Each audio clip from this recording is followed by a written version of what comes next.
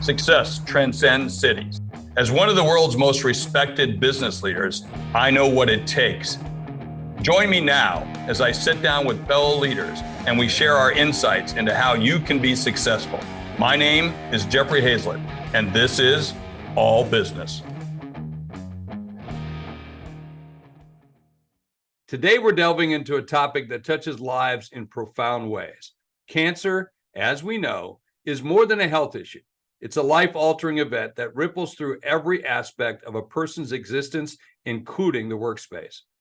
Today, we're going to explore how we can foster an environment that not only acknowledges the challenges faced by individuals dealing with cancer, but also understands the vital role employers, colleagues, family, and friends play in navigating those difficult journeys.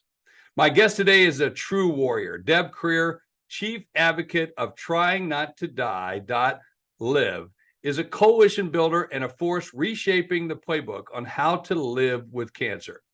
Deb is not just rewriting the rules, she's living them. Deb, welcome to All Business with Jeffrey Hayzlett. Hey, Deb, good to have you here. A name says a lot, and tryingnottodie.live is very impactful. So why did you start it, and what is the mission behind it all? Well, first of all, thank you so much for having me on and talking about this important subject. So the trying not to die part comes from the fact that when we have something catastrophic that's going on, cancer, anything along those lines, we get so focused on trying to not die that we forget that we have to live. And, whether that's 5 minutes, 5 hours, 50 years, we forget that we really do need to live no matter what. And so we actually did make live into an acronym. And it's funny because, I am a marketing person. And so I was trying to do the marketing thing, which is where, we have .com, right? Because we're all used to that. And somebody had it.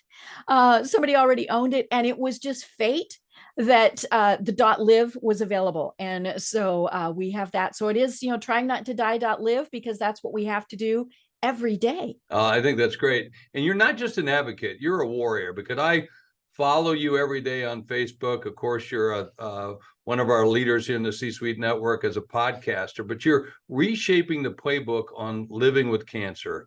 What inspired you to take this on? Well, so I was first diagnosed in 2015, was diagnosed at stage 0 breast cancer, which meant easy to treat. And then over the course of a couple months, we discovered, it was actually stage 4. And so that means I will be dealing with it forever. I've had 2 other cancer diagnoses in between there. So, I'm a 3-time charm, right? But one of the things that convinced me was actually one of our other C-suite leaders, Kathleen Caldwell, was talking to me about, and I am in a mastermind group that she does. And she told me, she said, you didn't go through everything you went through without using it to help others. And I didn't want to be cancer girl, right? But I did know that if I could help other people deal with this situation, that was what I needed to do. And so we launched a little over a year ago with tryingnottodie.live. And yeah, it's our way to be able to give back and help others. Which I think is important, because not everybody knows what to say to someone with cancer, right? Mm-hmm. Or how to work with them and the ways to work with them. Now, you use the acronym LIVE. Can you share with us what it stands for and how it's becoming a guiding philosophy for those facing the challenges of cancer? Right. So the L is to lead your tribe. And you mentioned that I'm a warrior. We talk about, our cancer, I don't like the word survivor, because we're all survivors, right? But we're warriors. But we have to have our tribe. We absolutely have to have the people around us. And so L is for lead your tribe, whether it's family, physicians, but you're the one in charge, right? So then I is invigorate. We're going to invigorate our souls, putting ourselves first, as if it really is our life on the line. Then we're going to voice our feelings across a bridge of honesty, for only the truth is what is actionable. We get very used to not telling people what's going on. How are you doing today? Fine. And we might not be. So it's about voicing our feelings. And then definitely the E is for elevate our mindset, because we know that no matter what, we will be fine with whatever the results are. Elevate your mindset. Is it hard to do that? I've not experienced this firsthand, thank goodness. And I say that because you look at someone like yourself who's gone through it a couple of different times, a number of different times, and I see your post, and I see you're sitting in a chair doing the treatments, doing the stuff, and you take it on with unbelievable enthusiasm as much as you can, because I think that's what you have to. But how do you do that every day? There are days where it's difficult, and I do have to say, you are a member of my tribe, and it always does my heart good anytime somebody responds on my posts. But, I notice when you respond, but we do have to try to put ourselves in a positive mindset. We're not always going to be there. I'm not Pollyanna. We know that things are, not always going to be good, but it is about getting out of those pity parties and going on, and not ignoring things, because I think that's one thing that's very important, is we do have to understand what's going on, but it is about how do we go through this with as positive a mindset as possible. And it's not just about that. I mean, there's all other things of aspects of life and business, which I want to get into a little bit about. How do you balance all that? I mentioned you're rewriting the playbook on how to live with cancer. What are some of the key elements that you feel should be in this new playbook, and how can individuals facing cancer benefit from it? One of the things is what I just mentioned. We need to stop saying I'm fine. Anybody asks us, how you doing today? And our automatic response, no matter what, is I'm fine. Now, we could be ready to die, or we could be ready to run a marathon, or anything in between, but we've got to stop saying I'm fine. It is perfectly acceptable to say today is a wonderful day, or today I'm not quite doing as well, and just kind of go with all of that. And as I said, we need to be honest. But one of the other things is we need to know when and how to ask for help. We do tend to think that we're going through this kind of on our own. And yeah, in some way we are, right? We're the only ones that this is directly happening to. But we need to honor the people around us who offer to help and let them help.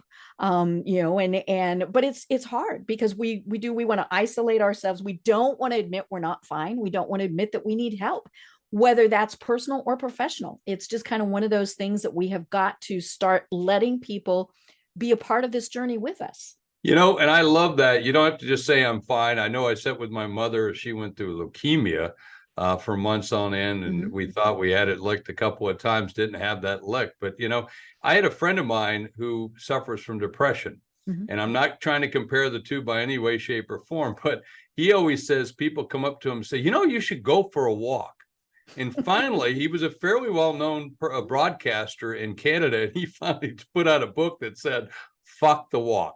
Right. And so, I hate to use language like that, but sometimes we have to say, hey, I'm not feeling that great. I'm kind of cranky, and that's okay to do, right?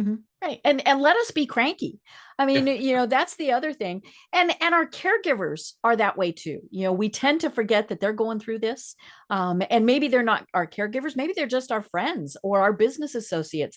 This is affecting them. And so everybody kind of needs to remember that and give everybody a little bit of grace. I mean, I've heard you say that you're a coalition builder. Building coalitions is no small feat. I've done that in politics. I've done that in business. How do you go about bringing together all of these groups that are out there that are fighting cancer in so many different ways, or trying to aid people who have cancer, and individuals to create a united front, in the fight against cancer? What tips do you have on effective coalition building? You do have to focus and figure out what are the areas that you want to really deal with, because as you said, there's so many. I mean, I don't know if what the count is if you typed cancer into Google, but it would be gazillions, right? And there's so many organizations, but it is important to kind of sort through and go, okay, this one is good. This one is something that can be supportive. I think we also, we have support groups and things like that, but this is different because it is about how can we help others go through this, and how can we help the medical people who are dealing with this go through it. I love it. They call it patient-centered care. And I say, no, I'm a marketing person. It's called customer service, and y'all kind of suck at it. And that's, somewhat by necessity, right? Because there's only so much empathy they could have, or they could not survive. But they also need to remember that we are patients, or I'm sorry, we are people, not patients. We have names. We're not the diagnosis in room 4. I've been called Mm, that before. Hey, the thyroid cancer in room 4. I'm like, no, mm. no, no, and but it's about figuring out who is going to support you the most. And as happens in many coalitions, sometimes it's figuring out this person or this organization is not somebody that we want to be associated with. And I think that's very important to do, because we have to focus on how we're going to best be served and serve others. And sometimes we just don't need some of those people or organizations as part of the effort.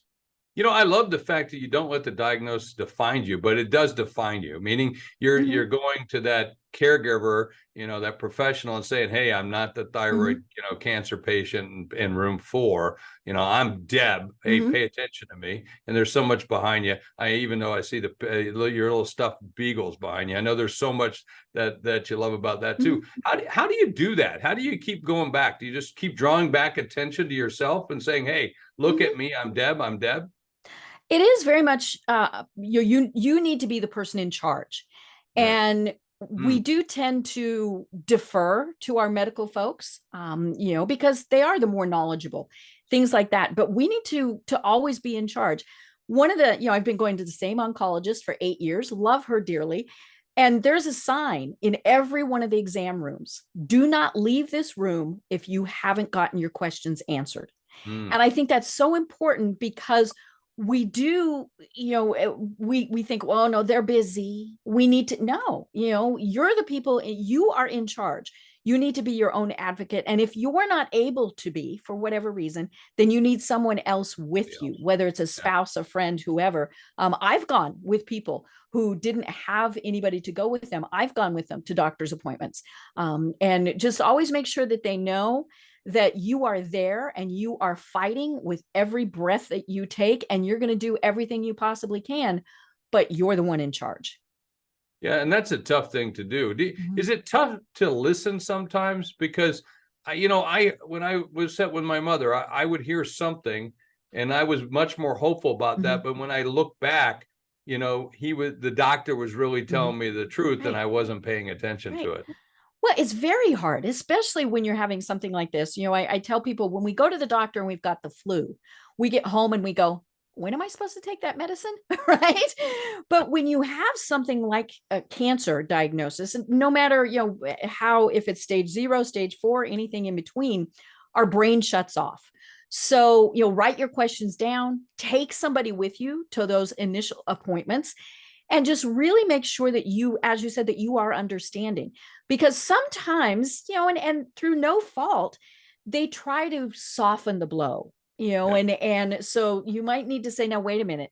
I need to know, am I making it to Christmas 5 years from now, this year, tell me all of those things. And never assume that they can read our minds, because I think that's one of the things is and so if you don't ask, they're probably not going to tell you.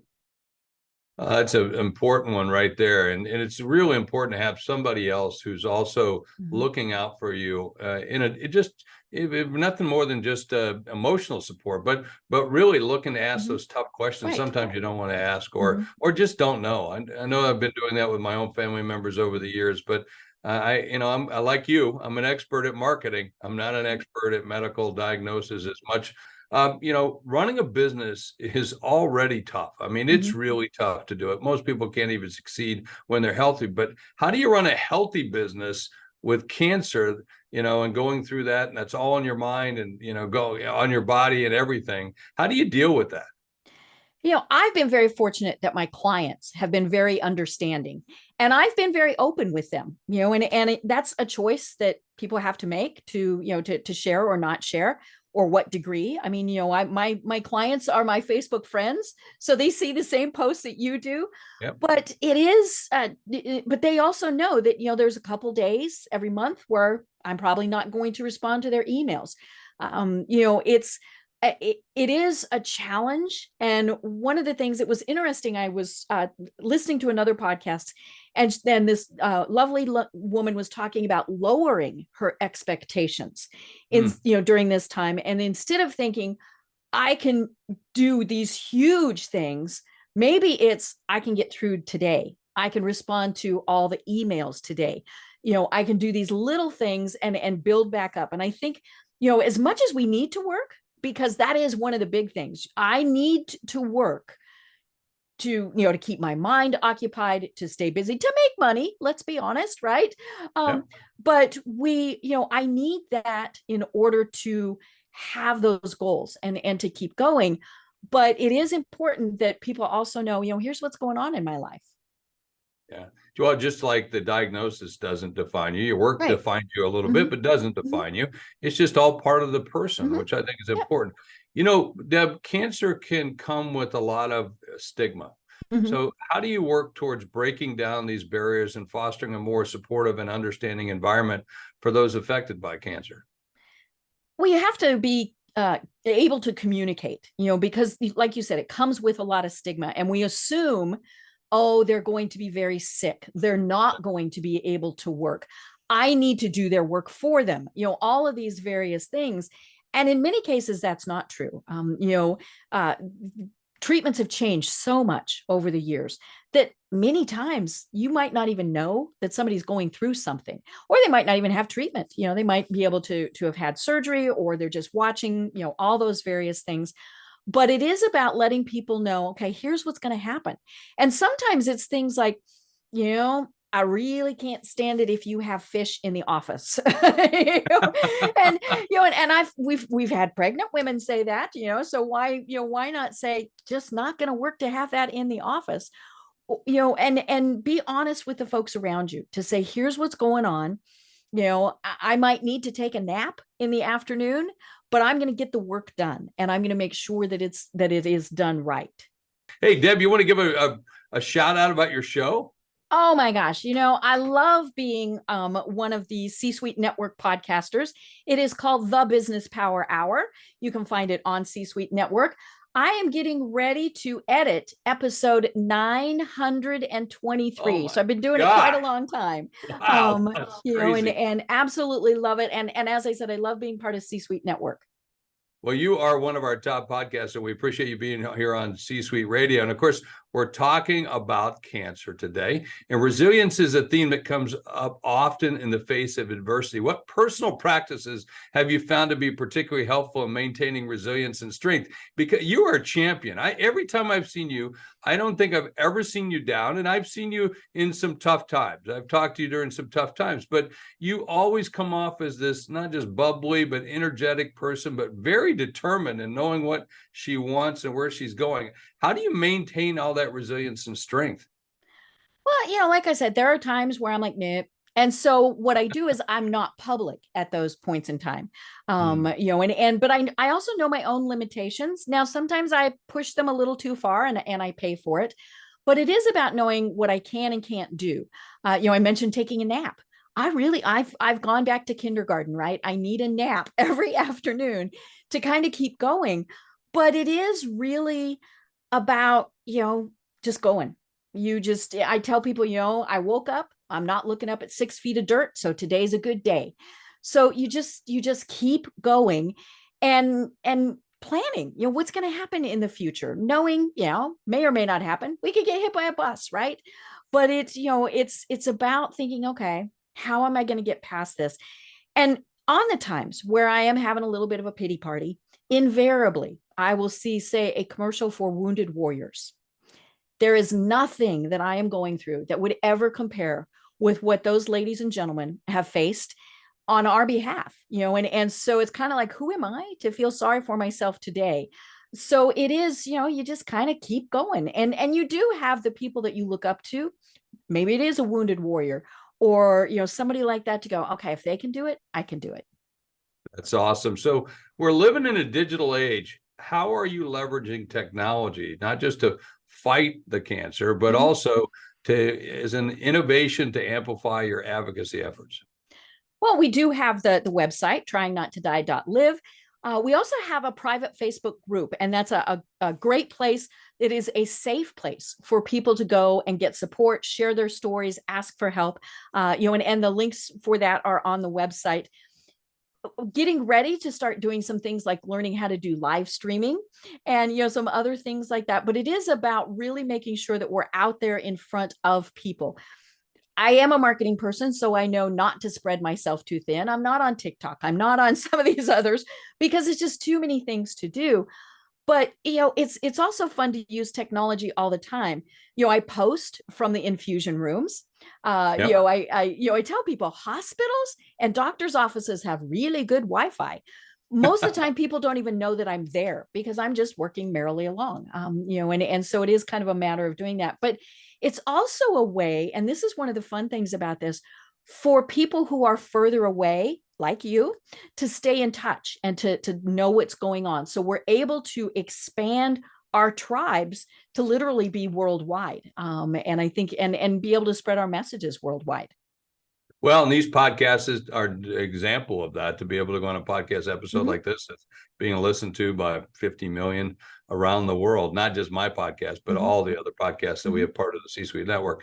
Let me ask you a question as we wrap up here. Looking forward, what legacy do you hope to leave in this fight against cancer? She fought a good fight.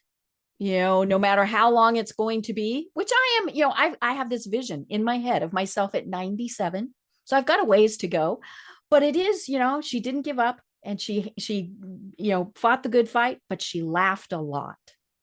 That's awesome. And I think everybody gets that once they get to know you or get to meet you in any way, shape, or form. They get to see that come through in so many different ways. So how can others contribute and be a part of the movement that you're leading? Go to tryingnottodie.live, www.tryingnottodie.live. And there you'll find resources. You'll find all sorts of different information there. We do have a blog. So there's great information. We do have a store because it is fun to be able to buy some items to support us. And but it is, it's more about the message. How can we help the message? Whether it's an employer, a lot of people come to me. You mentioned it at the very start. I don't know what to do or say.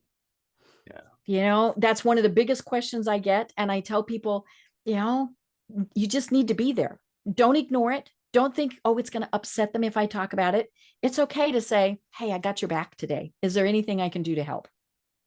Well, Deb, it's a pleasure. Thanks so much for joining us today on All Business with Jeffrey Hayzlett right here on C-Suite Radio, C-Suite TV. And tune in to Deb's show and make sure that you go to trynottodie.live. Thank you.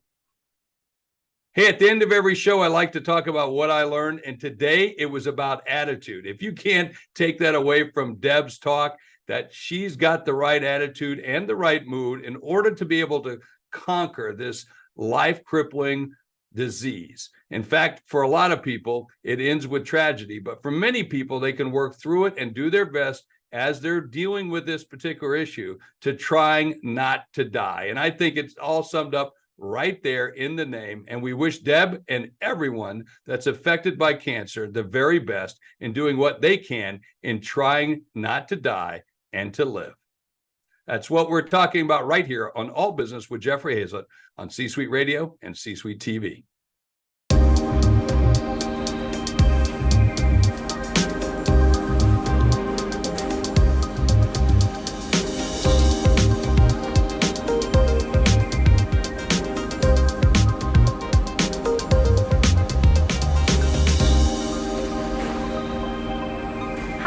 Welcome to Bestseller TV. I'm Taryn Winter-Brill. We're here with Peter Margaritis. He is the author of Off Script, Mastering the Art of Business Improv. Peter, great to have you with us. Oh, thank you for having me. This is going to be a lot of fun. Absolutely. I'm in. So I read that you wrote this book at the height of COVID. Is that true? Was COVID the impetus for this book, or were you planning this way before the pandemic? I had planned on writing another book, my third book, to coincide with my first book, Improv Is No Joke. But I hadn't really planned it during the pandemic. But when the pandemic hit, those first 2 or 3 months, I was retooling my business because I lost a lot of speaking engagements. And once I got everything tooled and aligned And I also developed a virtual improv workshop during this period of time. Then August came and I had nothing to work on. So August of 2020, I went, well, I've been wanting to write this book. And that's what started it. I ran out of things on my to-do list to do. Got it. Well, how long did it take you to write this? I mean, this is so comprehensive. You really go into the nitty-gritty of all aspects of improv. This took from start to finish 14 months, but I had a lot of time. I had a lot more free time than I normally would have to write this type of book. Absolutely. So I guess first things first, why are you so drawn to improv? You mentioned, you have other books. This is your third book that involved improv. So tell us about your interest in it. Well, back when I was in grad school, I was doing stand-up comedy, and quite frankly, I wasn't that good. If I was, we wouldn't be having this conversation right now, probably. So, but through that, a friend of mine said, you might be interested in improv as well. And I have this workshop. So I attended this workshop and I was confused at first. I thought we were going to be writing comedy, but they were doing these whacked out kind of exercises. And I was about ready to say, you know what, I'm not coming back, when the instructor said, okay, guys, next week I want you to research everything as it relates to the 70s. Oh, I must have missed a homework assignment. Nobody told me it was a homework assignment. So I came back that next week. I did the homework and all of a sudden I'm funny. And I went, well, wait a minute. I'm not writing premise, punchline, tag. This was really different. I'm drawing upon knowledge, experience, background, and able to apply it in this environment and made people laugh. And I went, and then part of an aha moment, wait a minute, this is more than being funny. This is a leadership tool. Oh, said Scooby-Doo. And you know what? And ever since then, I fell in love with improv way back then. I've been in love with it ever since. It has changed my life. It has changed my business. It's changed my way of being. And to my family, they ask me sometimes, who are you? You're not that same person you were 10, 15 years ago. You've really evolved differently. And I equate it all to my 20 plus years of studying, applying, and using these improv foundations to change the way I view the world, to change the way I view business, to help others realize it's not about being funny. It's a leadership tool. Right. So tell us more about that, because you say it's a leadership philosophy, improv. So why is improv so important for big leaders? Well, in the book, I write about the 7 foundations of improv. And it starts off with a solid foundation of respect, trust, and support. I don't have to like you, but I should have respect for you. And right now, I use this example. What do you call a situation where neither side has respect for each other? A U.S. political system. For the most part, it's my way or the highway.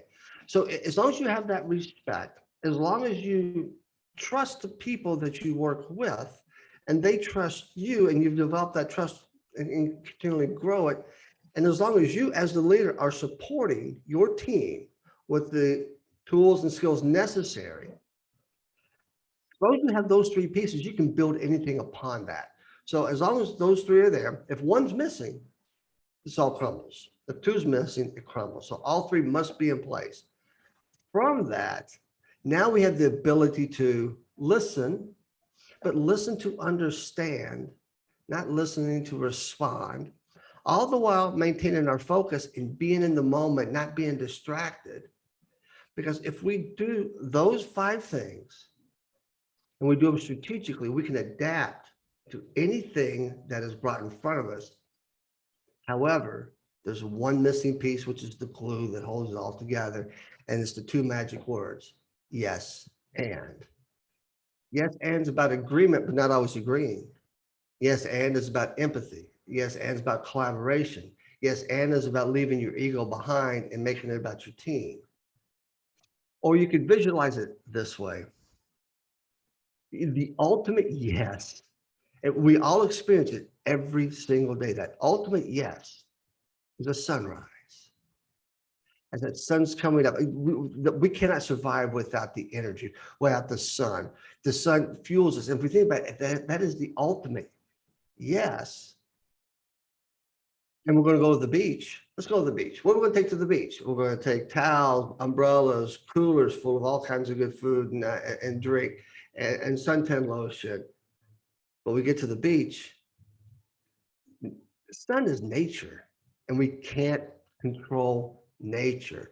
Something will happen. Now, if we equate that to business, human nature, otherwise known as simplistic terms, people, we are unpredictable at times. And I've said this for most of my career, the business that we all are in the people business, first and foremost. Without people, we have no business. So that's all of this ties in together as a leadership tool. Leaders need to listen more than they speak. Leaders need to park egos. Leaders need to be part of the team, have the team come first, and we don't. But ego leadership still exists in our country today, and we're seeing some of the side effects of it, as we're seeing in the Great Resignation, as people refer to it. Yeah. So I guess what I'm curious about is, tell us about your experience. Where did you see the gap where you said to yourself, improv really needs to be applied to organizations and business leaders? I guess, is it, what were they doing wrong? What were they not doing that this book is trying to quote unquote fill those gaps? Well, in my years of being in corporate America, I felt, as many do, felt like we were just a number. We were replaceable. We weren't, we say people are our greatest asset, but we don't treat them as our greatest asset. There was a boss I had back in the day at Victoria's Secret Catalog. I was not a model, but thank you for thinking about that. Thanks for clarifying. Yeah, exactly. So I had this huge mistake in one of my Excel spreadsheets, and it was to the tune of almost 7 figures. And I had to go tell my boss about this. And my boss had this kind of aura about her that she would rather chew you up and spit you out. So I went in and said, we need to talk. So, okay, what about? And I told her about my error. And I was waiting for her to lose her mind. And she didn't. Until she said these words, well, what's your solution? Solution? Then she went all Tasmanian devil on me. But she said this to me afterwards. And it's the only person I ever reported to who's ever said this to me.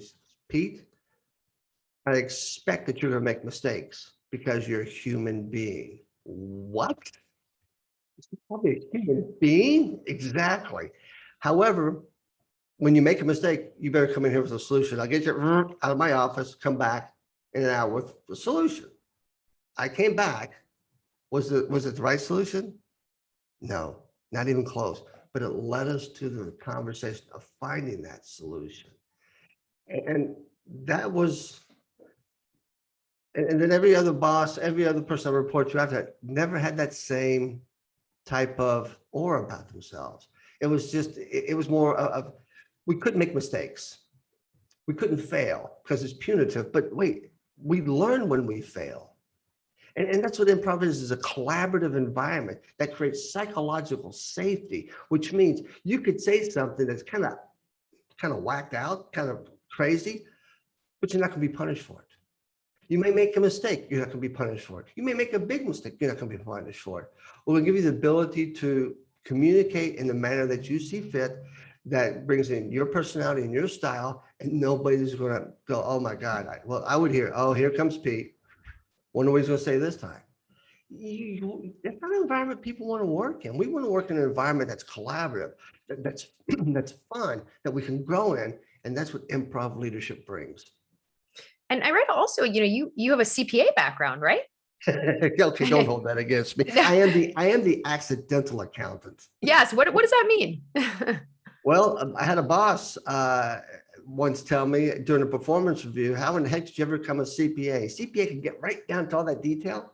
I can only get you about halfway. You're an accidental accountant. Oh. And I said, thank you. That's the nicest thing you said to me all year.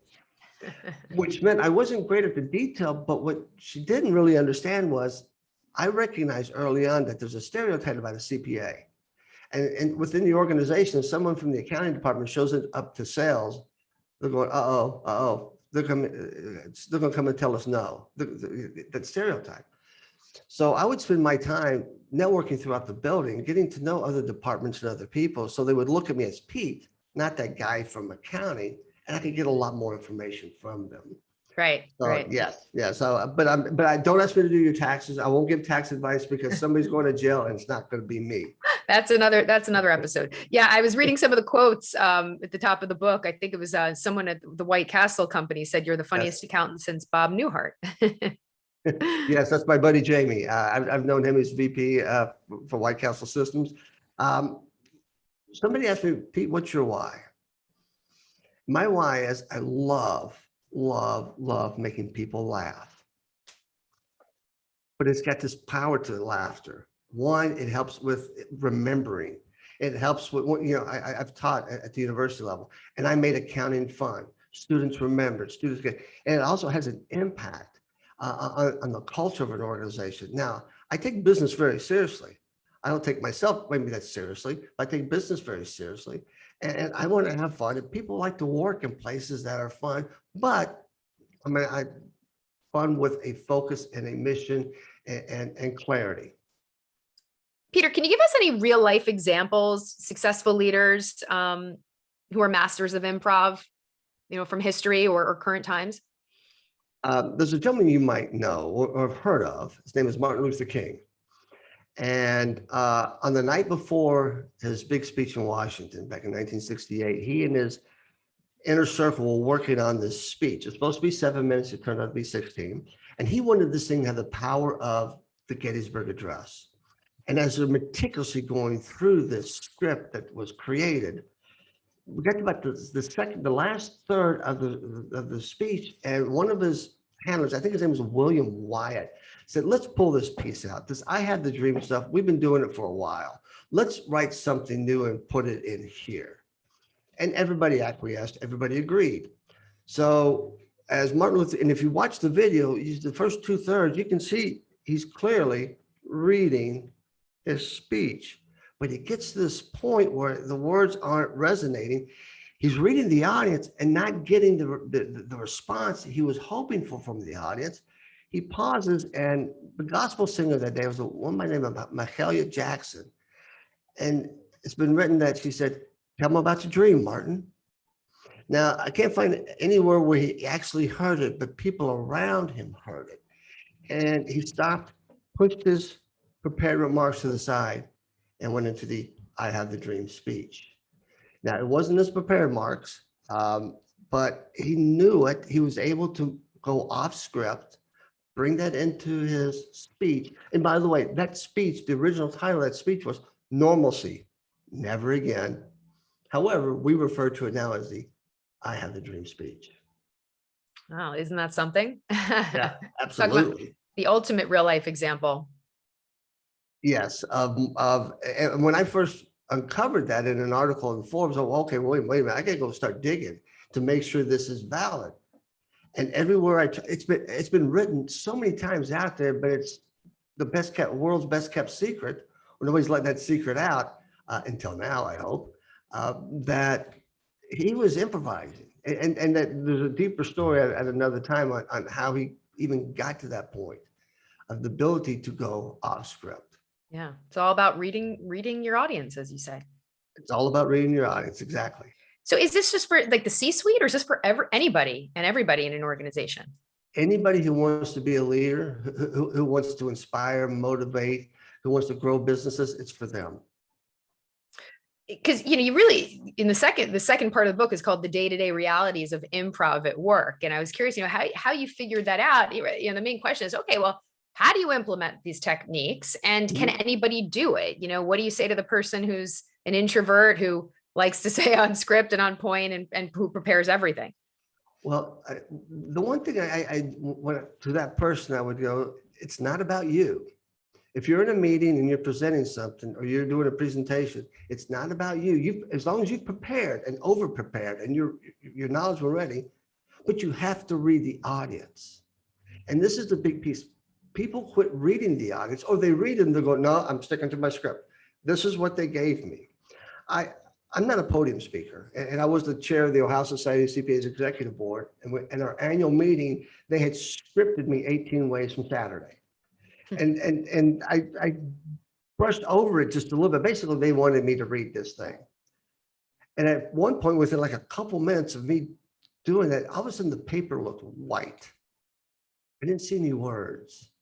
So I just stepped away from the podium, put my arm over there, and started to speak from my heart. And I looked over at the CEO, and he had this look on his face that said, "Hey, you can't fire me because this is my last day." And then I got back to speaking from my heart, first speaking from a script. We're just sitting there reading.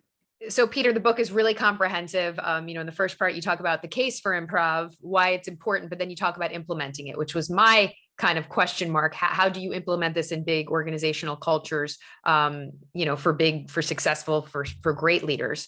Final thought, is there going to be another book? I mean, what comes next? Do you plan another book, or is it just kind of happen related to this idea of improv? Well, I will start by saying yes. And there will be another book. I haven't quite planned it out. It could be from stories that I'm able to accumulate from my audience that reads off script. If they submit these stories to me, could collaborate that into a part 2 of business improvisation. And if that doesn't happen, I will start thinking about the next book.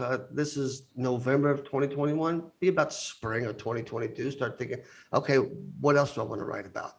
And it will have my second book has aspects of business improv in it. And that one's called Taking the Numb Out of Numbers, which you would think, but it's all about reading that audience and storytelling. And that's what improv is also, captivating the minds of your audience. Right. Well, congratulations on book number 3. We can't wait to see what comes next as you continue to go off script. And if you'd like more information on the book, just check out our website. It's c-suitebookclub.com. That's c-suitebookclub.com. I'm Taryn Winterbrill. Thanks for watching. We'll see you next time right here on Bestseller TV.